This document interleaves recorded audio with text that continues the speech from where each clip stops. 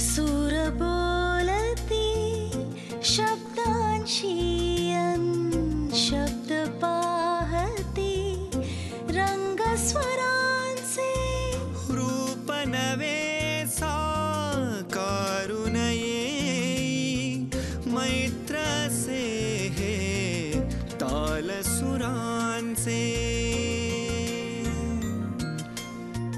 मैत्र से हे ताल सुरांचे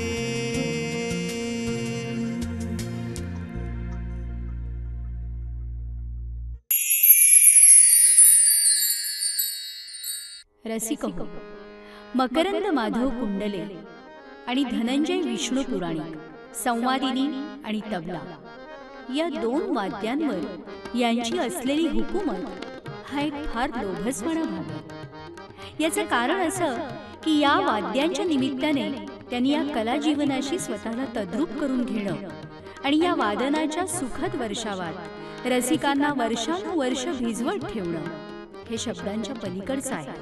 हा प्रवास तब्बल 5 ते 6 दशकांचा. मकरंद कुंडले यांनी बळीराम पतंगे आणि पाध्ये मास्तर यांच्याकडे सुरुवातीला तबल्याचं शिक्षण घेतलं. गायिका निर्मला गोगटे यांच्याकडे सांगीतिक शिक्षण त्यांचं आजही सुरू आहे. लक्ष्मणराव बोडस यांच्याकडे सुरुवातीची काही वर्ष गाणं शिकण्याचा योगही आला. पुढे मात्र अशोक रानडे यांच्याकडून बैठकीची लावणी, भालचंद्र पेंढारकर यांच्याकडून नाट्यगीताला सूर देणं किंवा अरविंद पिळगावकर यांच्याकडून रागदारीची माहिती अशा अनेक गोष्टी ते शिकत राहिले. मात्र ऑर्गनचं प्रत्यक्ष शिक्षण त्यांना त्यांचे वडील माधवराव कुंडले यांच्याकडून मिळालं. ते जुन्या संगीत नाटकांना उत्तम ऑर्गनची साथ करत असत. रंगमंचावर नाटक सुरू असताना पूर्वी विंगेत दुसरा ऑर्गन असत असे आणि तिथे मकरंद कुंडले सूर धरून बसायचे. संगीत रंगभूमीवरील दिग्गजांच्या गाण्यांना साथ संगत करताना नकळत त्यांचं शिक्षण झालं. तेव्हापासून शेकडो नाटकांमध्ये त्यांनी संगीत साथ केली. बृहन्मुंबई महानगरपालिकेतील 35 वर्षांच्या नोकरीसोबत ही कलेची चाकरीही हिमाने इतबारे केली. कुटुंबाची भक्कम साथ होतीच. साहित्य संघाच्या उत्तम ऑर्गन वादनाच्या पुरस्कारासह इतर अनेक पुरस्कार त्यांना मिळाले आहेत. आजचे आपले दुसरे कलाकार धनंजय विष्णू पुराणिक. तबल्यावर पहिल्यांदा पडलेली धनंजय पुराणिकांची थाप आजही तितक्याच कौशल्याने आणि आत्मीयतेने वाजते आहे आणि खरं तर गाजतेही आहे. कारण पाठीशी इतक्या वर्षांचा निरंतर तबला वादनाचा प्रवास आहे, अनुभव आहे. कारण इतक्या वर्षांचा निरंतर तबला वादनाचा प्रवास आहे, अनुभव आहे. धनंजय पुराणिकांनीही आपले सुरुवातीचे तबल्याचे धडे त्यांचे वडील विष्णुपंत पुराणिक यांच्याकडूनच घेतले. पुढे मंगेश अवसरे यांच्याकडे त्यांचं तबल्याचं शिक्षण रीतसर सुरू झालं. तिथून हा तबला वादनाचा अथक प्रवास सुरू झाला, सर्जनाचा आनंददायी प्रवास. या 5 दशकांच्या काळात अनेक मान्यवर गायक कलाकारांसोबत त्यांनी तबला संगत केली आहे आणि आजही करत आहेत. विविध नाट्यसंस्थेच्या संगीत नाटकातही त्यांनी तबला संगत केली आहे. अखिल भारतीय नाट्य परिषद मुंबईच्या सन्माननीय पुरस्कारासोबत अनेक पुरस्कार त्यांना मिळाले आहेत. आपल्या नोकऱ्या करून कलेची सेवा अत्यंत आत्मीयतेने आणि आनंदाने करणारे हे दोन्ही कलाकार. या दोन्ही कलाकारांसाठी आकाशवाणी आणि दूरदर्शन या दोन्ही संस्थाही कुटुंबासारख्या आहेत. आजही इथे ते आनंदाने येतात. निवृत्तीनंतरच्या या आयुष्यात त्यांनी पूर्ण वेळ त्यांच्या कलेसाठी द्यावा आणि रसिकांना त्याचा भरभरून आनंद मिळावा याच शुभेच्छा.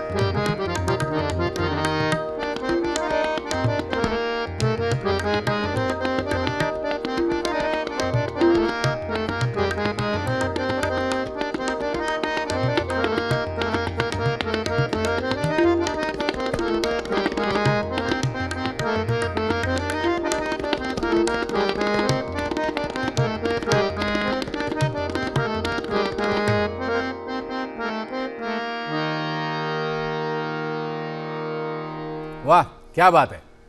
नमस्कार रसिको. मैत्र हे तालसुरांचे या कार्यक्रमामध्ये मी विघ्नेश जोशी तुम्हा सगळ्यांचं अगदी मनापासून स्वागत करतो. आज आपण गप्पा मारणार आहोत दोन अत्यंत अनुभवी अशा वादकांशी. तबलावादक धनंजय पुराणिक, संवादिनी वादक आणि यावर्षीचा महाराष्ट्र शासनाचा अण्णासाहेब किर्लोस्कर जीवनगौरव पुरस्कार ज्यांना मिळाला ते अनुभवी संवादिनी वादक मकरंद कुंडले. नमस्कार. आणि खरं तर हे दोघे साथीदार जेव्हा असतात तेव्हा गायक मध्ये बसून गात असतो, परंतु आज या दोन वादकांना स्वरसाथ करण्यासाठी आहेत भाग्यश्री कुंडले. तुम्हा तिघांचे मनापासून स्वागत करतो.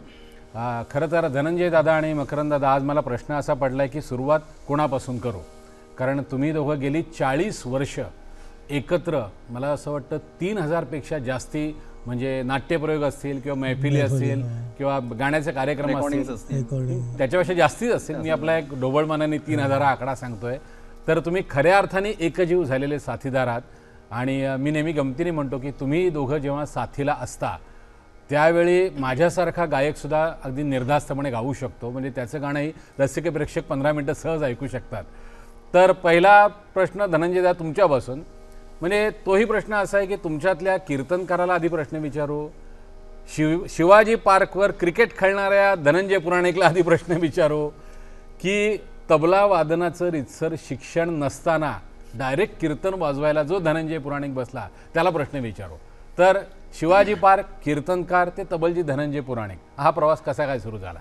खऱ्या अर्थाने तिन्ही ह्याने सुरू झाला. बालवय असतं आपलं. हां. आणि क्रिकेटची आवड जनरली सगळ्यांना असतेच.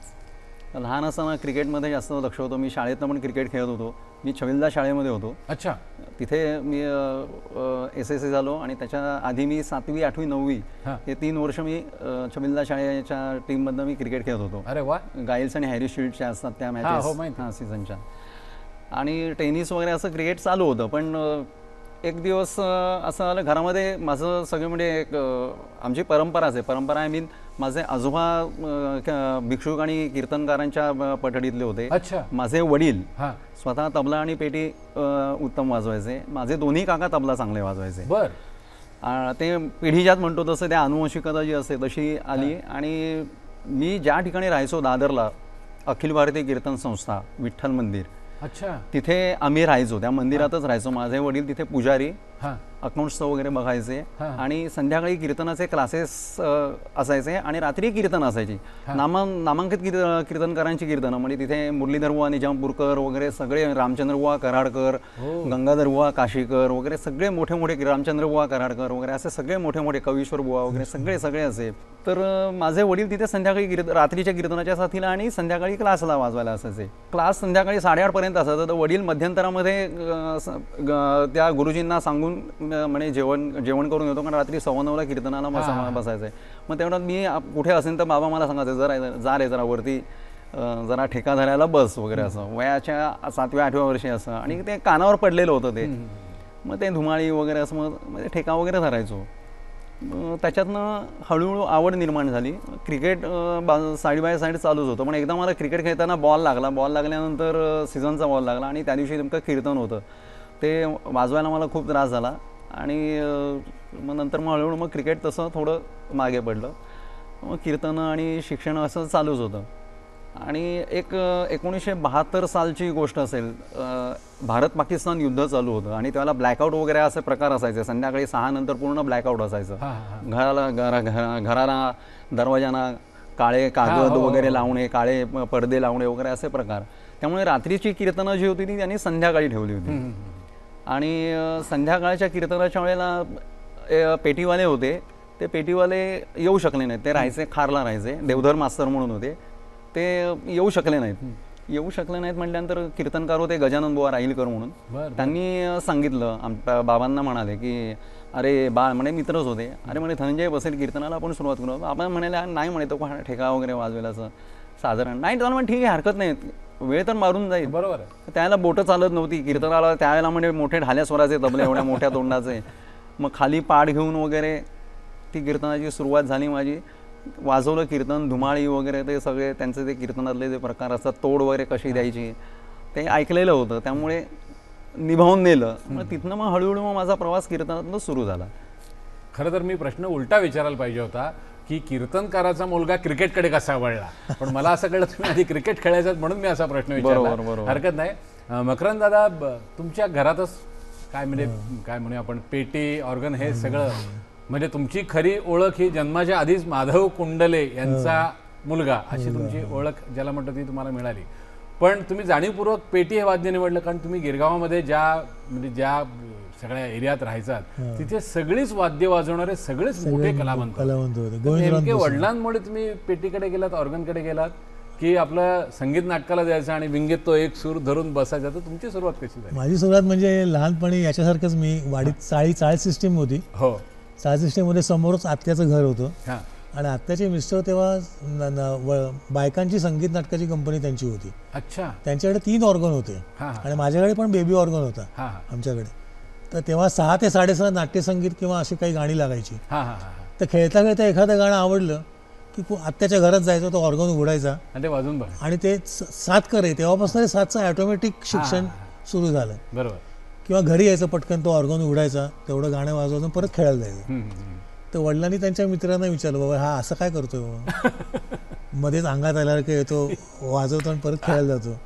ते बाळासाहेब टिकेकर किंवा हे लोक म्हणायचे त्याला काय करायचं ते करू दे, पुढे नंतर बघू. मग ती तसंच गेलं आणि मग हळूहळू ऑर्गन किंवा मुळात सुरुवात केली, दोन्ही हात वाजवायला सुरुवात केली म्हणजे 1 हात 2 हात असं. नंतर सायमल्टेनियस वगैरे असं काही नव्हतं, पण कानावर पुष्कळ पडायचं. कारण घरी नाटकाची प्रॅक्टिस किंवा मी नाटकाच्या प्रॅक्टिसला साहित्य संघात जायचो.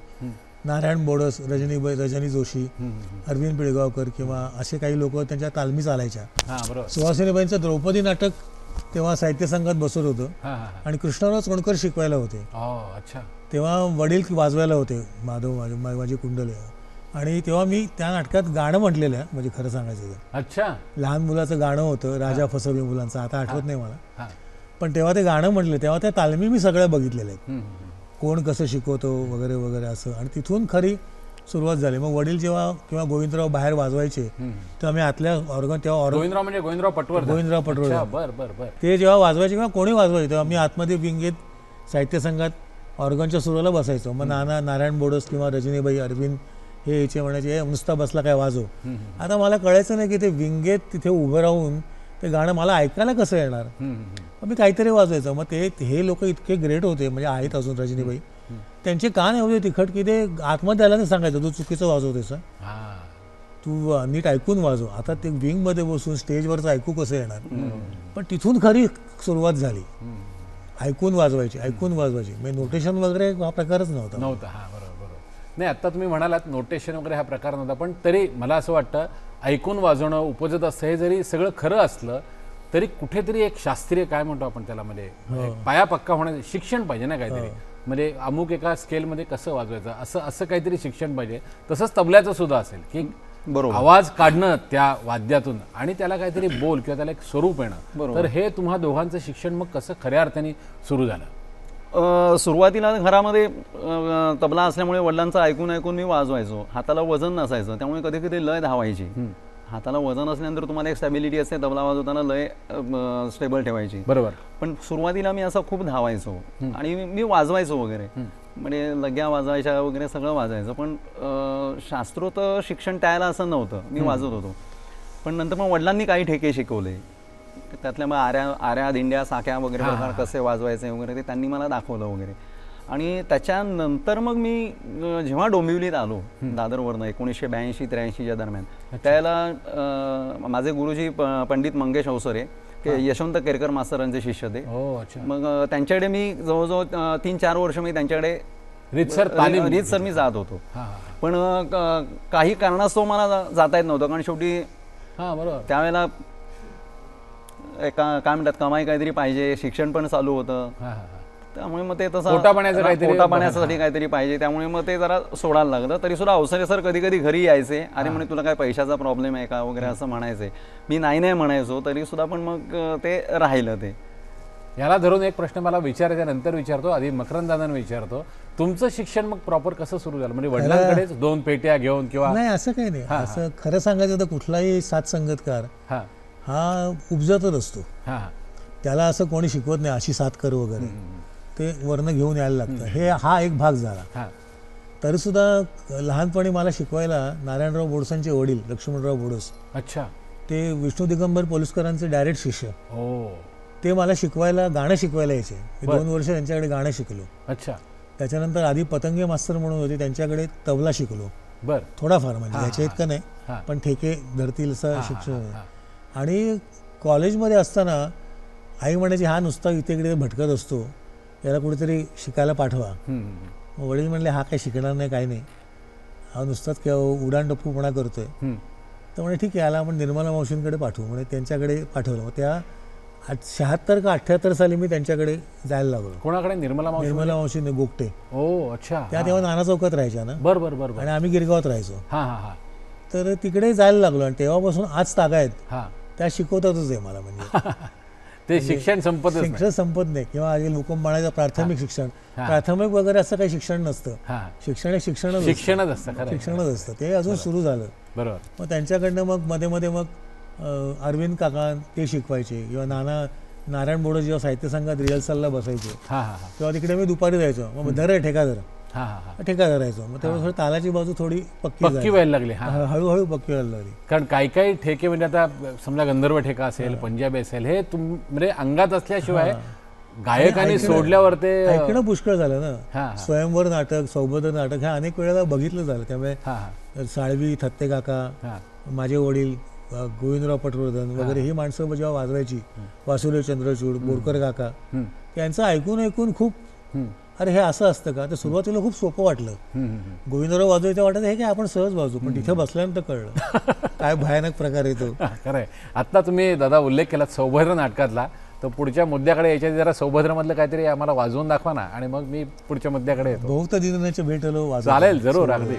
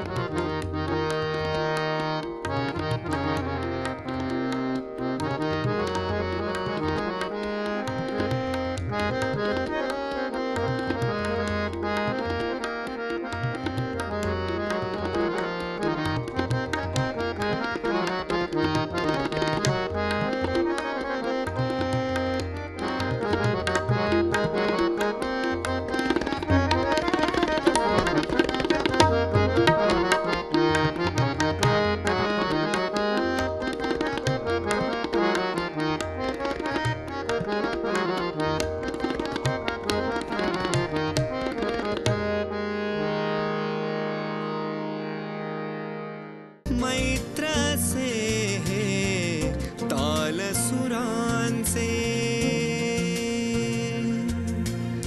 थोडंसं मला साथीबद्दल आता विचारायचं. म्हणजे आत्ता तुम्ही स्वतंत्र वाजवताय, परंतु साथ संगत करताना म्हणजे तबलजी म्हणून आणि एक हार्मोनियम वादक म्हणून आपल्या वाद्याचा आवाज किती असावा, गायकाला पोषक, पूरक, आणि तो किती केव्हा वाढला पाहिजे आणि केव्हा किती भरून वाजवलं पाहिजे, तर याचं काही तंत्र असतं का? त्यावरती आमच्या दोघांचं कोऑर्डिनेशन खूप चांगलं आहे. म्हणजे कसं रामदास कामत किंवा शरद जांभेकर किंवा अन्य काही लोक बारीक आवाजाच्या गायिका, तर त्यांना नेहमी जो आम्ही फोर्स देतो असा चालणार नाही. त्यांना हळू की जे लोकांना पण ऐकू गेलं पाहिजे.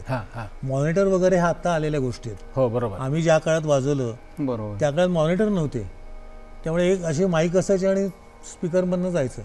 त्यामुळे गोंगाट होता कामा नाही. त्यामुळे रामदास कामत किंवा अशी जे मोठ्या आवाजाची जी गवई होते शरद जांभेकर, त्यांना आम्ही जरा फुल व्हॉल्यूम हे करायचो, जरा फोर्सनी वाजवायचं. आणि मग ज्यांचा आवाज बारीक आहे त्यांना मग कमी व्हॉल्यूम. पण वाजवणं तसंच नाही, ते गातील तेच वाजवायचं. हां बरोबर. आत्ता तुम्ही जे म्हणाले ना ते गातील तेच वाजवायचं, तुम्हाला हेच एकदा म्हणजे मी एका पेटीवादकाला विचारलं होतं, म्हटलं मला एवढं कळत नाही पण तुम्ही वाजवताय ना ते तुम्हाला येते ते तुम्ही वाजवताय, आणि गायक जे गातोय ते वाजवणं जास्ती महत्वाचं आहे. त्या अनुषंगाने विचारले की समजा एखादी जागा आपल्याला नाही कळत कधी कधी, म्हणजे नाटकात पर्टिक्युलरली आपण जेव्हा ऑर्गनची साथ करतो तेव्हा ऑर्गनचा आवाज एवढा असतो की एखादी बारीक हरकत आपल्याला ऐकू नाही येत, आणि नेमकी तीच हरकत गाणारा सोडतो आपल्याला वाजवण्यासाठी. मग त्यावेळी तुम्ही काय तंत्र वापरता? अर्थाचं वाजवायचं काहीतरी. हा हा हा हा. पण स्वतःच नाही वाजवायचं. हा हा हा हा. स्वतःच वाजवलं की मग रसभंग होतो मध्ये. बरोबर. हल्ली ती प्रथा बोकाळली, म्हणजे काही लोक करतात असं की स्वतःच वाजवायचं. स्वतःच मग तुम्ही मध्ये बसा ना. हा बरोबर. मध्ये बसून तुम्ही वाजवा. काय तबलजी सुद्धा हल्ली आता हा सोडला तर बाकीची तबलजी स्वतःच काहीतरी रेली बिले किंवा वेगळं काहीतरी वाजवत बसतात. मागे एकदा तुम्ही धनंजयदा सांगितलं होतं की संगीत नाटकाला साथ करताना सगळ्यात महत्वाची गोष्ट काय तर गायकाला आधी सगळ्या त्या ज्या काही मात्रा असतील त्या समजल्या पाहिजे, भरणं ते नंतरचं काम.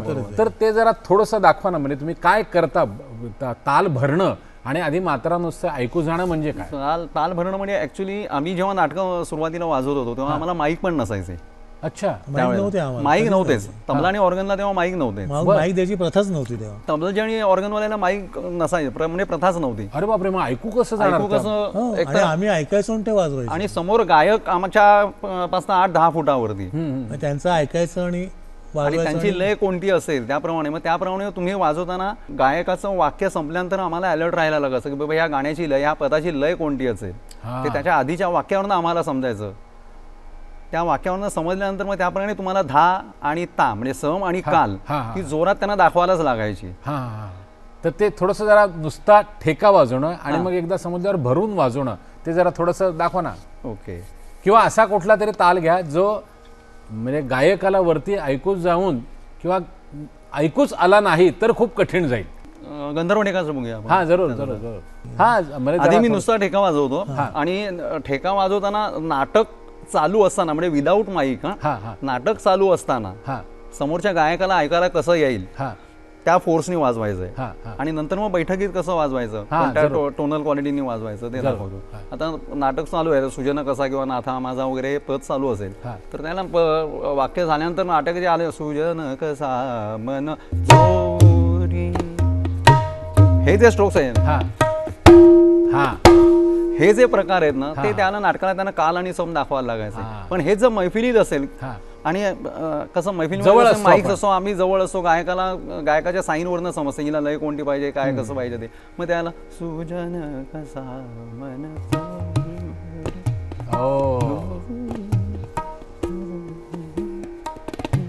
ध्वनीचं ते शास्त्र. कारण माईक पण आपल्याला आहे समोर, गायक जवळ आहे, सांगू शकतो. इव्हन ऑर्गन पण त्यावेळेला जोरात वाजवायला लागायचं. म्हणजे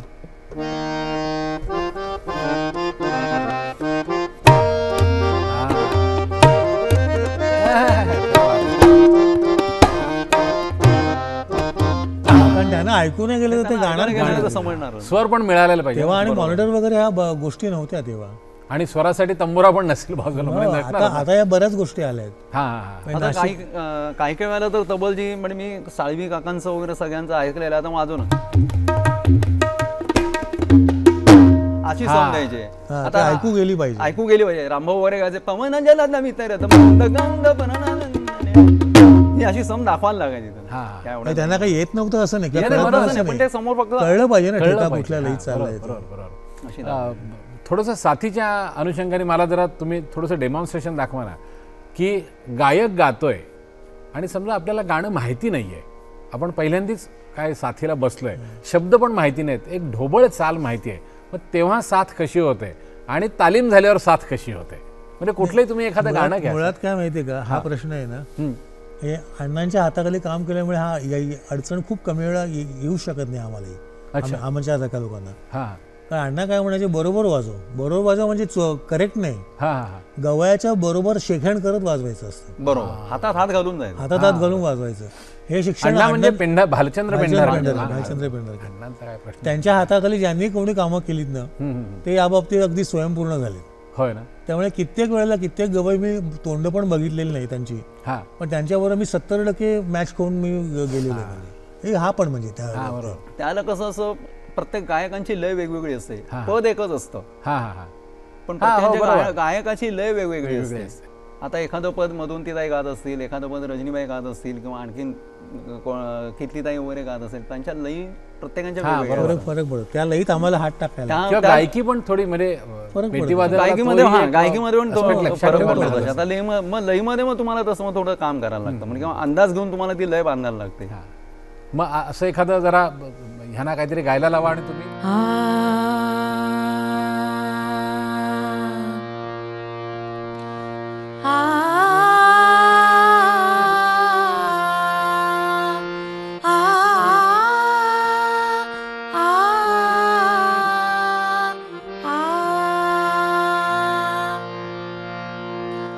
उजळीत जगा मंगलमया, उजळीत जगा मंगलमया, उजळीत जगा मंगलमया,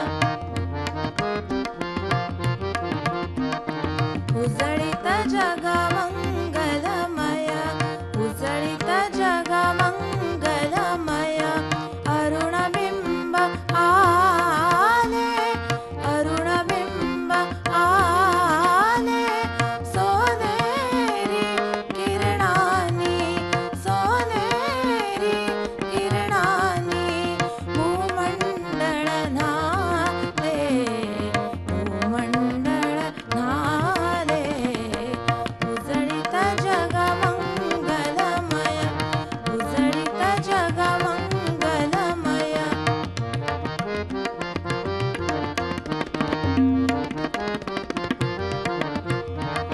देव हा प्रकाशमान, देव हा प्रकाशमान, त्यास देती मुनिमान, त्यास देती मुनिमान. अर्घ्यदान मंत्रगान, अर्घ्यदान मंत्रगान, करुणी शांत झाले, भूमंडळ न्हाले. उजळीत जगा मंगलमया, उजळीत जगा मंगलमया, उजळीत जगा मंगलमया. मैत्राचे हे ताल सुरांचे. तुम्हा दोघांनी एक प्रश्न विचारायचा आहे. म्हणजे तबला आणि पेटी तर तुम्ही वाजवताच, पण एक तारेवरची कसरत तुम्ही जवळजवळ 30-35 वर्षे केलेली आहे. ती म्हणजे हे सगळं तुम्ही नोकरी सांभाळून केलेलं आहे. हो हो. आणि नोकरी सांभाळून करणं हे किती कठीण आहे, कारण रात्रीचे प्रवास, प्रयोग किंवा मैफिलीतनं दुसऱ्या कुठल्या तरी गावावरून यायचं. तुम्ही तर नेहमी म्हणता की मी महानगरपालिकेत नोकरी केली तरी देखील माझा हात स्वच्छ राहिला, म्हणजे सरावासाठी वेळ मिळाला नाही म्हणून अशा अर्थाने म्हणतोय मी. तर हे सगळं कसं सांभाळत, म्हणजे आधी तुम्ही सांगा, कारण डोंबिवली ते विटी रोज प्रवास करायचा, तर ते जरा ऐकायला आवडेल. पूर्वी गिरगावात राहत होतो, हां त्यामुळे डी ऑर्डर तेव्हा सहज शक्य होतं, कारण संध्याकाळी हां 5:30ला ऑफिस सुटलं की 6 वाजता घरी, किंवा कुठे प्रयोग असला की 11पर्यंत 12:30पर्यंत घरी जायचो. पण डोंबिवलीत राहायला गेल्यावर 1:30-2 तरी वाजायचे आम्हाला. आम्ही किती वेळा आम्ही दोघं शेवटची गाडी पकडून, होय किंवा शेवटची गाडी चुकली म्हणून 5 वाजेपर्यंत हो माहिती आहे मला. पहिली गाडी पकडून यायचं. माझ्या BMCच्या अकाउंट्स डिपार्टमेंटच्या काही लोकांनी खूप मला सहाय्य केलं, प्रोत्साहन पुष्कळ दिलं. हां विशेषतः आमचे HOD धस साहेब म्हणून होते, किंवा आणखीन काही क्षीरसागर साहेब, किंवा अरविंद सावंत वगैरे, अच्छा. तुझ्या तोरसकर, या लोकांनी खूप मला मदत केली. या खूप मला त्यांनी नाही, अशी जाणीव असणारे अधिकारी असणं फार महत्वाचं असतं. म्हणजे त्यामुळे कलावंत घडत असतो, म्हणून तुम्ही इतकी वर्ष आणि इतके प्रयोग हे शक्यच नव्हतं. शक्य नव्हतं. धनंजय दादा, मला तर असं समजलंय, खरं खोटं माहिती नाही, म्हणजे तुम्ही म्हणजे हे सगळं करताना तुमचा म्हणजे असा एक विक्रम आहे की एका महिन्यात तुम्ही 90 कीर्तनं वाजवलेली आहेत. हे खरं आहे? हो, हे खरं आहे. म्हणजे दिवसाला 3 झाली जवळ दिवसाला 3 कीर्तन. पण ते कसं काय म्हणजे शक्य? तेव्हा कसं होतं की महिना 15 दिवस अशी कीर्तन असायची, कीर्तनकारांची असायची. म्हणजे गिरगावात काळाराम मंदिर किंवा आमचं विठ्ठल मंदिर वगैरे अशा महिनाभर, श्रावण महिना, फक्त भाद्रपद महिन्यामध्ये गणपती असल्यामुळे फक्त 15 दिवस कीर्तन असायची, नंतर नसायची आणि नंतर असायची. तर एक सुंदरभाऊ मराठी म्हणून कीर्तनकार होते, त्यांचे शिष्य परशुरामभाऊ मालवणकर, मी दादरलाच राहिला होतो. तर त्यांची 3 कीर्तनं, 3 महिना, श्रावण महिना अशी कीर्तनं होती 3 ठिकाणी. पहिलं कीर्तन होतं माटुंगा काशी विश्वेश्वर मंदिर, त्याची वेळ होती 4:30 ते 6, 1.5 तासाची कीर्तन असायची. ते करून झालं की मी आणि मालगुणकर बुवा ज्ञानेश्वर मंदिर 6:30 ते 8, गिरगाव आपलं दादर चौपाटी, आणि रात्री 9 ते 11 बांद्रा गव्हर्नमेंट कॉलनी मारुती मंदिर. असे सरक श्रावण महिन्यामध्ये 30 दिवसामध्ये 90 कीर्तनं वाजवली. बापरे. आणि सकाळी कॉलेज ते करायचं. आणि हे खरं आहे, तुम्ही म्हणजे काय म्हणूया आपण, कॅज्युअल अनाउन्सर कसे असतात आकाशवाणीवरती किंवा वादक असे, तसं तुम्ही पोस्टमनची नोकरी करी, हे खरं आहे? म्हणजे आर्थिक कुठेतरी ती चणचण असते. हो, पोस्टमनची नोकरी माझी, मी खूप नोकऱ्या केल्या माझ्या, म्हणजे केल्यात. मी टायपिस्ट म्हणून कंपनीमध्ये होतो डोंबिवलीला. त्याच्यानंतर एका इंजिनियरच्या हाताखाली, सिव्हिल इंजिनियरच्या हाताखाली मी काम केलेलं आहे क्लार्क म्हणून. त्याच्यानंतर शाळेमध्ये पण 2 शाळा झाल्या माझ्या. म्हणजे एक इंजिनियर किंग जॉर्जला होतो, त्याच्या आधी आमची शाळा म्हणून ह्याला होती, बांद्राला, चेंबूरला होती, तिथे होतो. आणि पोस्टमन म्हणून मी केलेली आहे, म्हणजे घरची आर्थिक परिस्थिती हे करण्याकरता म्हणून करायला लागली. तेव्हा डेली वेजेसवरती वगैरे असायचं, किंवा कोण पोस्टमन रजेवरती गेला 15 दिवस, 8 दिवस, महिनाभर, 1.5 महिना, तर त्याला डेली वेजेस म्हणायचे. तर त्यावेळेला काहीतरी 70 रुपये पर दिवस त्यावेळेला मिळायचा. अच्छा. मग अशी मी नोकरी केलेली. मी राहायचो तेव्हा, नंतर मी डोंबिवलीला आलो. डोंबिवलीला आल्यानंतर डोंबिवलीला मला एरिया होता नानावटी हॉस्पिटल. अच्छा. तो एरिया होता मला, JVPD स्कीम आणि तो. असं मी पोस्टमन सकाळी 11 वाजता जायचं, दुपारच्या शिफ्टला मी असायचो. अशी मी जवळजवळ वर्षभर अशी मी केली. माझी मावस बहीण आहे, ती पोस्टामध्ये होती, क्लार्क होती. मग ती सजेस्ट करायची की असं असं आहे, माझा भाऊ आहे, तो येईल, मग ते करून. आता ती मला म्हणते, म्हणे ते जर तू परमनंट ठेवलं असतंस, आता पोस्टामध्ये तू काय म्हणतात, तुला त्याने प्रमोशन मिळून तू मोठा झाला असतास. म्हटलं ते शेवटी नशिबाचा भाग असतो. पण तबला हातातनं कदाचित सुटला असता ना. तबला सुटला असता, बरोबर आहे. ते सगळ्यात महत्वाचं आहे ना. नाही, पण म्हणजे तुम्ही दोघांनी खूप खडतर ज्याला म्हणतो ना, कारण मी समजू शकतो, आणि ह्याच्यामध्ये डोंबिवलीहून रोज प्रवास करायचा, याच्यामध्ये घरच्यांचा पण त्याच्यामध्ये सहभाग मी म्हणण्यापेक्षा घरच्यांनी पण कोऑपरेशन केलं. कारण मी दिवसभर म्हणजे नोकरी, कार्यक्रम, त्याच्यानंतर घरामध्ये कुठलं शुभ कार्य असेल, गणपती, नवरात्र, गणपतीच्या निमित्ताने मी घराबाहेर, किंवा दिवाळीसारखा असेल तर दिवाळी पहाटचे कार्यक्रम, आपण बाहेर सकाळी 3 वाजता आंघोळ वगैरे करून निघाले आपले, दुपारी 12, 12:30 असं. पण घरच्यांनी, म्हणजे माझी मिसेस, माझी धर्मपत्नी, तिने संपूर्ण घरामध्ये तिने संपूर्ण व्यवस्थित मॅनेज केलं सगळं. मी घरात नसताना सुद्धा, नाही ठीक आहे तुम्ही जा.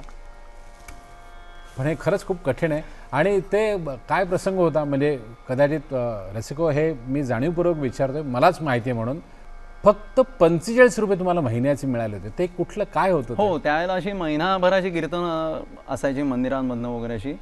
तर तेव्हा 45 रुपये तुम्हाला महिन्याला मिळायचे. म्हणजे एका कीर्तनाचे साधारण 1.5 रुपये ॲव्हरेज. आणि ज्या दिवशी दांडी होती तेव्हा 1.5 रुपये कट व्हायचा. मग दुसरा कोण डबल जी आला असेल त्याला तो 1.5 रुपये मिळायचा. असं होतं तेव्हा. 45 रुपये महिना मिळायचा. रसिको, हे सगळं जाणीवपूर्वक मी अशासाठी सांगतोय की साथीदारांना आपल्याला जेवढं वाटतं तेवढं सोपं नसतं सगळं मॅनेज करणं. त्या अनुषंगाने मला मकरंदा तुम्हाला असं विचारायचं आहे की 30 रुपये मानधन तुम्हाला मिळायचं एका प्रयोगाचं, हे खरं आहे? पती गेले काठेवाडी. हां, तो काय म्हणजे ते नाटक कसं काय आलं तुमच्याकडे? वडील ते नाटक वाजवायचे. हां. त्यानंतर वडिलांना तो त्रास व्हायला लागला जागरणाचा वगैरे, जो आता मला सुरू झालाय तो. त्यामुळे तू वाजवशील का म्हणलं. ते नाटक बघितलंय पण सराव झालेला नाही. हां, तर रिहर्सल वगैरे काय नाही, जाऊन वाजव तू म्हणे. ते नाटक, त्या नाटकात गाणं असं खास नव्हतं, पण दत्ता भट साहेब छान काम करायचे. ललिता केंकरे होत्या आणि लक्ष्मीकांत बेर्डे त्या नाटकातनं सुरू झालं होतं त्याचं. म्हणजे ते नाटक वाजवायला मिळालं. मग हळूहळू लोकांना कळलं की हा संगीत नाटक वाजवायला लागला. आणि मग एक दिवशी गणपतीत असं मी घरात होतो आणि साहित्य संघाचे लोक आले की वडाळा गणपतीला ती पूर्वी नाटकं व्हायची, संगीत नाटकं. त्यामुळे अचानक काही ऑर्गन वादक ते ठरलेले आले नाहीत. तर वडिलांना म्हणले तुम्ही याल का? तर वडील म्हणले मी सोडलं आता वाजवणं मला. तर मी तिथंच उभा होतो. हा काय करतो? म्हणजे हा थोडाफार ऑर्गनवर हात टाकतो. तर नाना गवंडी त्यातले होते, ते म्हणे तू चल. म्हटलं मी येऊ काय, मला नाटकच माहीत नाही. आणि शिक्का काट्यावर नाटक. अरे बापरे, नाव पण कधी ऐकलेलं नाही. सौभद्र वगैरे निदान कानावरनं तरी गेलं. चल म्हणे काय हरकत नाही चल. गेलो तर नारायण बोडस तिथे शाहूची भूमिका करणारे राजानीबाई. तर तू आलास का? ठीक आहे म्हणे, सध्या सूर धर बघू म्हणे आपण. म्हणजे गाणं कुठे, कुठलं गाणं काही माहीत नव्हतं. तर त्या नाटकाला त्यावेळेला फक्त फेमस गाणं फक्त मंगल ते प्रियधाम हे एकच गाणं माहिती होतं. बाकी मधुपहा कसा पिसा वगैरे ही गाणी माहीतच नव्हती. ते म्हणलं माणूस शेजारी बसवा, सूर आला की सांगा सूर देईन, बाकी माहीत नाही. हा म्हणजे काय वाजणार, माहितीच नाही तर काय वाजवणार. तर नंतर म्हणलं आता पुढचे प्रयोग किती आहेत? तर म्हणलं ते मला द्या म्हटलं, कारण आयत्या वेळेला तुमची मी नड वाजवली आहे. बरोबर. आणि मला रिहर्सल द्या, त्याशिवाय मी वाजू शकणार नाही. मग पुढे काहीसे 8-10 प्रयोग होते. ते शिक्का कटारचे मी वाजवले. साहित्य संघात तेव्हा रिहर्सल झाल्या. मग नारायण बोडस, रजनीबाई या लोकांनी मला रिहर्सल दिल्या. मग ते बऱ्यापैकी मी वाजवलं. आणि खरं सुरू झालं होनाजी बाळाला. अच्छा. होनाजी बाळा साहित्य संघात जेव्हा बसवलं होतं रामदास बुवांचं, रामदास कामतांचं.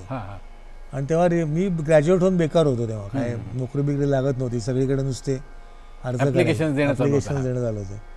तेवढे म्हणले काय करतोस? काही नाही ना, जा साहित्य संघात त्यांना रिहर्सल वाजवायला एक माणूस पाहिजे. ठीक आहे जातो. तर तिकडे रामदास कामत, अण्णा पेंढारकर, भालचंद्र पेंढारकर सगळे बिग शॉट्स त्यावेळेचे सगळे. म्हणे का तू आहेस का? हां बस. मला काही येत नाही. माहिती आहे काही येत नाही म्हणून बस म्हणून. मग अण्णांनी तेव्हा शिकवायला सुरुवात केली. खरं म्हणजे मी नाटक वाजवणार नव्हतं, पण तरी पण अण्णांचा मोठेपणा की याला शिकवलं पाहिजे. मग बरोबर जा म्हणजे का, किंवा ऐकून वाजवायचं नाही. तो श्रीरंगा कमलाकांता गात असतानाच तुझं वाजलं पाहिजे. म्हटलं असं कसं शक्य आहे? ते काय गाणार, व्हरायटी कुठली घेणार, ते कळल्याशिवाय वाजवणं कसं, ते मला माहीत नाही म्हणे. मग ती सवय लागली. मग अण्णांनी तिकडनं शिकवायला सुरुवात केली. संगीत नाटकांना सूर कसा द्यायचा. अशा 3 महिने आमच्या तालमी झाल्या. पण प्रयोग वासुदेव चंद्रचूड वाजवणार होते. ते पण खूप मोठे ऑर्गन वादक होते त्यांच्या. आणि कधीतरी कुठेतरी तेव्हा नाटक नवीन आलं अभिषेकींचं संगीत, आणि त्यांच्या डेट काहीतरी क्लॅश झाल्या. तर पहिले 6 प्रयोग वासुदेव चंद्रचूडांनी वाजवले. आणि त्या 6 प्रयोगात काय व्हायचं की दुसरा अंक संपला की तिसऱ्या अंकात भूपाळी शेवटी असायची, घर श्याम सुंदर. ते म्हणायची तेवढी भूपाळी तू वाजव रे, तेवढ्या वेळात मी घरी जाऊन झोपेन. असं ते गमतीने म्हणायचे. ठीक आहे वाजवेन मी. म्हटलं फक्त तुम्ही अण्णा आणि या बुवांना सांगा, तेवढं हरकत नाही, तेवढे भूपाळे वाजवेन. असे 6 प्रयोग मी फक्त भूपाळे वाजवले. 7वा प्रयोग दीनानाथला होता. आणि मी म्हटलं ठीक आहे आज काय 2 अंक सुराच्या ऑर्गनवर बसायचं, भूपाळे वाजवायची, घरी यायचं. तिथे गेल्यावर म्हटलं आजपासून हे नाटक तू वाजवायचं. थिएटर हाऊसफुल, रामदास कामत या नावावर हाऊसफुल बुकिंग होतं. मी म्हणलं अहो मी कसं वाजवणार, ते मला माहीत नाही. म्हणा अण्णा म्हणाल तू वाजवायचं म्हणत. दाजी काका पण होते त्या नाटकात काम करणार. वाजव दाजी काका म्हणजे दाजी बाटोडेकर. अच्छा. ते असं यांची असं तोंडात येत नाही, पण दाजी काका लहानपणापासून ते बघितलेलं आहे. त्यामुळे वाजवायला सुरुवात केली. रामदास कामतांनी एंट्री घेतली. श्रीरंगा कमलाकांता त्याच्या आधी जे पीसेस वाजले माझ्या हातनं, गाणं सुरू झालं. तर मला टेन्शनही त्यांचा आवाज ऐकू येईना. कान बंद होतात. टेन्शन.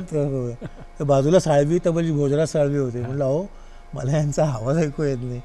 तर म्हणजे यांचा आवाज तुला ऐकू येत नसेल तर घरी जावं. पुढे तू बाकीच्या लोकांची गाणी काय वाजवणार. अर्थात ती नंतर भीड चेपली, सगळं झालं. मकरंदादा आत्ता तुम्ही उल्लेख केलाच आहे, रामदास कामतांचा उल्लेख, भालचंद्र पेंढारकरांचा उल्लेख, होनाजी बाळाचा उल्लेख, श्रीरंगा कमलाकांता तुम्ही आम्हाला गद्यात म्हणजे हे पण उल्लेख पण झाला त्याचा. थोडंसं वाजवून दाखवा.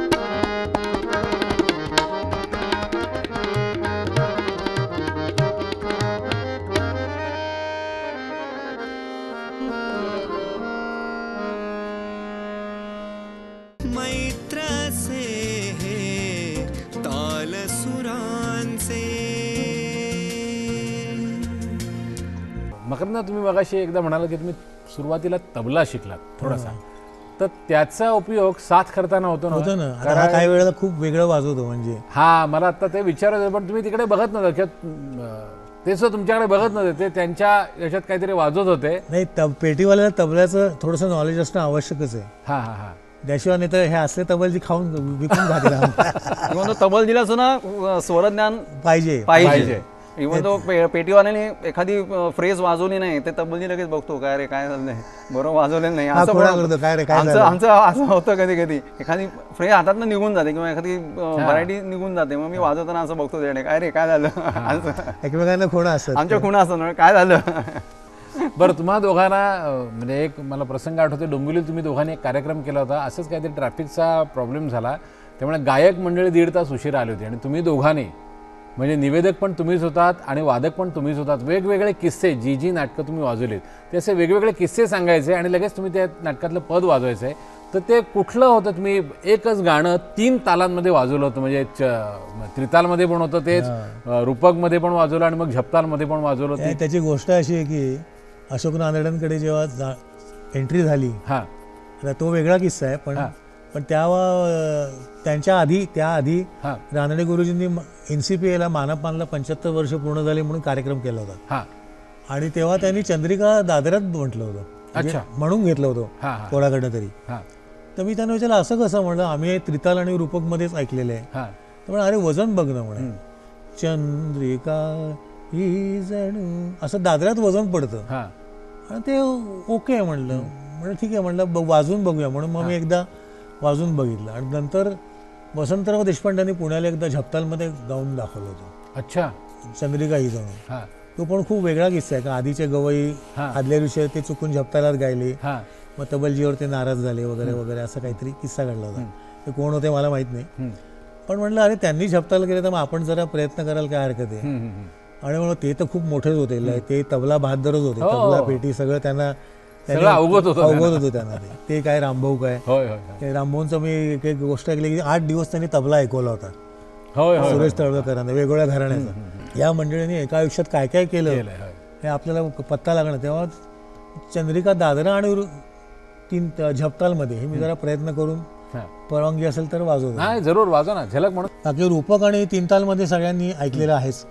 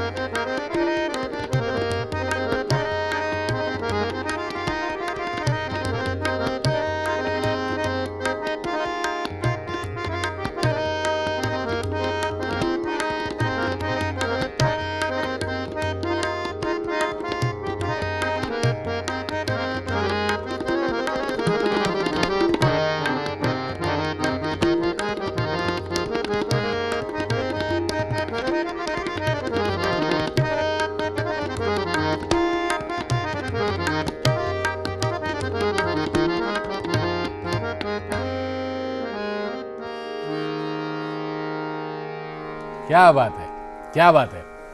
तुम्हा दोघांकडे म्हणजे 40 वर्षातल्या इतक्या आठवणी आणि अनंत किस्से आहेत. म्हणजे प्रत्येक नाटकाचा आपण एक भाग घेतला किस्स्यांचा म्हणून, तरी प्रत्येक नाटकात म्हणजे 15-20 किस्से नक्की आहेत. आयत्या वेळी वाजवलेले, गायक कलावंत बदलले म्हणून, कुठेतरी वेळेचं बंधन पाळायचं असतं म्हणून. तर तुम्हा दोघांना मी अशी विनंती करतो की प्रत्येकी एक काहीतरी किस्सा किंवा तुम्हाला सांगता करताना भैरवीच्या आधी काय सांगावं असं वाटेल. आणि अतिशय महत्त्वाचा मुद्दा की आत्ता जी कलावंत मंडळी म्हणजे ऑर्गन वादक म्हणून किंवा तबला वादक म्हणून संगीत रंगभूमीवरती म्हणजे साथ संगत करण्यासाठी जात आहेत, त्यांना तुम्ही काय सांगाल? काय निष्ठेने काम करा एवढंच सांगायचं. कारण संगीत नाटक हे एक व्यसन आहे जे आम्हाला लहानपणापासून लागलेलं आहे. बरोबर आहे. कारण ते आणि व्यसनात पैसा मिळतो असं नाही, पैसा जातोच म्हणजे आणि हे एक चांगलं व्यसन आहे. म्हणजे गोखले अण्णांच्या भाषेत गोखले अण्णा म्हणायचे की तू याच्यावर निष्ठा ठेव, सोबतलं एक वाक्य लक्षात ठेव, दृढनिश्चयाचं फळ सर्वेश्वर दिल्यापासून कधी राहत नाही. ते मला या पुरस्काराच्या निमित्ताने मिळालं दृढनिश्चयाचं फळ. आणि सांगता करताना म्हणजे मला अनेक लोकांचे आभार मानायचे. आत्तापर्यंत ज्या ज्या गवयांना साथ संगत केली त्यांनी मला सांभाळून घेतलं. रामदास बुवा, नारायण बोडस, शरद जांभेकर, रजनीबाई, निर्मला मावशी आणि गुरु अरविंद पिळगावकर, डॉक्टर अशोक रानडे या सगळ्यांच्या सहवासात अनेक वर्ष छान गेली. त्यांनी शिकवलेलं अजून आम्हाला कामी येतो, पुढे येईल. आणि माझ्या बायकोचं मला आठवण करायची वाटतं की तिने घरात सगळं बघितल्यामुळे, स्वाती नाव तिचं, तिने माझ्या आईचं आजारपण तिनेच काढलं सगळं. 16 वर्ष लग्न झाल्यानंतर आई आजारी होती माझी. 16 वर्ष बेडवर तिनेच केलं सगळं. मी बाहेर अशी नाटकं वाजवत आणि हे फिरत होतो, तिने केलं म्हणून हे सगळं शक्य झालं. त्यामुळे तिचा खूप आभार. आणि महानगरपालिकेचे आभार की त्यांनी नोकरीत सांभाळून घेतलं आणि नाही खरं त्यांनी हे सगळं हे शक्य झालं. एका माणसाच्या मागे किती माणसं उभी असतात. नुसते एक माणूस वाजवतं म्हणून नसतं, त्याच्या मागे अनेक माणसं उभी असतात. गायक, वादक, आता धनंजय किंवा शेखर खांबेडे त्यांनी सुद्धा खूप मला मदत केली. म्हणजे अनेक ठिकाणी मला इंट्रोड्यूस केलं. रानडे गुरुजींकडे मला तोच घेऊन गेला. साई बँकर, साईच्या आईमुळे मला पहिल्यांदा रेडिओ दिसला. साईच्या आईबरोबर मी पहिल्यांदा रेडिओ स्टेशनला जाऊन वाजवलं. म्हणजे अनेक लोकांचे अनेक उपकार असतात. भोजराज साळवी, त्यांच्यावर अनेक शेकडो प्रयोग मी वाजवले. होनाजी बाळाचे जवळजवळ 450 प्रयोग मी त्यांच्यावर वाजवले. आणि अनेक सौभद्र, मानापमान वगैरे त्यांच्यावर खूप शिकायला मिळालं. परत गोविंदराव, वासुदेव चंद्रचूड, बोरकर काका, वष्ट, पुण्याचे विष्णुपंत वष्ट, या सगळ्यांच्या वादनाचा माझ्यावर थोडासा परिणाम झालेला आहे आणि थोडंसं आलेलं आहे असं मी मानतो. मला सुद्धा ह्या मोठ्या कलाकारांबरोबर मला वाजवण्याची, तबला साथ करण्याची संधी मिळाली. आम्ही 30 वर्ष रामदास कामतान वगैरे बरोबर होतो आणि अनेक मान्यवर कीर्तनकार, गायक कलाकार यांचं सान्निध्य, यांचा सहवास आणि त्यांना साथ करण्याची संधी मला मिळाली. आणि त्यांच्याकडनं शिकण्यासारखं पण मिळालं, शिकायला पण मिळालं. त्याबद्दल मी त्यांना वंदन करतो, त्यांचे आभार मानतो की त्यांच्याकडनं मला शिकायला मिळालं. माझे वडील विष्णुपंत पुराणिक आणि मंगेश अवसरे यांनी मला शिक्षण दिलं. आणि आणखीन एक सांगायचं म्हणजे मी ज्या संस्थेत काम करत होतो शाळेमध्ये शिक्षक, इंडियन एज्युकेशन सोसायटी, त्या सगळ्या वरिष्ठांनी मला सांभाळून घेतलं. आणि 25-26 वर्षाच्या सर्व्हिसमध्ये, नोकरीमध्ये एकही वर्ष म्हणजे एकही माझी विदाऊट पे आपण म्हणतो रजा झाली तशी झाली नाही. सगळे दौरे केले, परदेश दौरे झाले, पण एकही विदाऊट पे झाले नाही. सगळ्या वरिष्ठांनी सांभाळून घेतलं. आणि मुख्य म्हणजे माझं संपूर्ण कुटुंबीय, माझे सगळे मित्रमंडळी आणि माझी पत्नी संगीता, की त्यांनी मला सांभाळून घेतलं सगळ्यांनी. सांभाळून घेतलं म्हणजे तुम्ही जे जे काही करत होतात त्या सगळीकडे दुर्लक्ष त्यांनी केलंय म्हणून ते सांभाळून घेतलं असं म्हण पाहिजे ना. नवीन मुलांचं दुर्दैव असं आहे की त्यांना आम्ही ज्या क्वालिटीची नाटकं वाजवली ती त्यांना वाजवायला नाही मिळणार त्यांना. आता पुढे मिळतील की नाही माहीत नाही, पण सध्या तरी चित्र असं आहे की संगीत नाटकं नवीन येतच नाही आहेत किंवा जुनी संगीत नाटकं रिवाईज होत नाही जे आम्ही लोकांनी वाजवली. बरोबर. सौभद्र, स्वयंवर. मला असं वाटतं तुम्हा दोघांची शेवटची पिढी की ज्याने इतकी वर्ष सातत्याने संगीत रंगभूमीवर वादक म्हणून. आणि दुसरा मुद्दा असा सांगायचा की लोक असं काही गायक गायिका असे आहेत किंवा वादक की संगीत नाटकाचा स्टॅम्प पडला म्हणून ते पुसायच्या मागे. आम्हाला असं काही वाटत नाही. आम्हाला अभिमान वाटतो की आम्हाला स्टॅम्प पुसायचा नाहीये. बरोबर. आम्ही संगीत नाटक पु ल देशपांड्यांच्या भाषेत सांगायचं तर बचेंगे तौरी संगीत नाटकी बजाएंगे. स्वयंवर मध्ये कृष्णाला जेव्हा विचारतात की तू राजा आहेस का गवळी आहेस, तुझ्या धंद्याचा उच्चार कर, तर कृष्णाच्या तोंडी खाडीलकरांनी वाक्य छान सांगितले की मी गवळीच आहे आणि मग तुम्ही गवळी म्हणून माझा सन्मानच केलाय, तसा तुम्ही आम्हाला सगळ्यांनी नाटकवाले म्हणतात, हा आमचा सन्मानच आहे. क्या बात आहे, क्या बात आहे. आणि माझ्या बाबतीत सांगायचं झालं तर शतजन्म शोधिताना जे गाणं आहे हो. त्याच्यामध्ये एक वाक्य आहे, सुखसाधना युगांची सिद्धी संती जाईल. हो. तर माझ्या वडिलांनी सुरू केलेलं हे जे साधना ही माझ्यामुळे थोडीशी पूर्ण झाली असं मला वाटतं. क्या बात. आणि माझी मुलगी भाग्यश्री आता थोडंसं सुरू करते गाण्याचं, तिला सगळ्यांनी रसिकांनी आशीर्वाद द्यावा हीच विनंती. आज सांगता कुठल्या भैरवीने किंवा कुठल्या पदाने काय? रामभोंचं जन्मशताब्दी वर्ष आहे तेव्हा देखो मोरी चुरिया अरे वा वा वा. वाजवतो. क्या बात आहे, क्या बात आहे.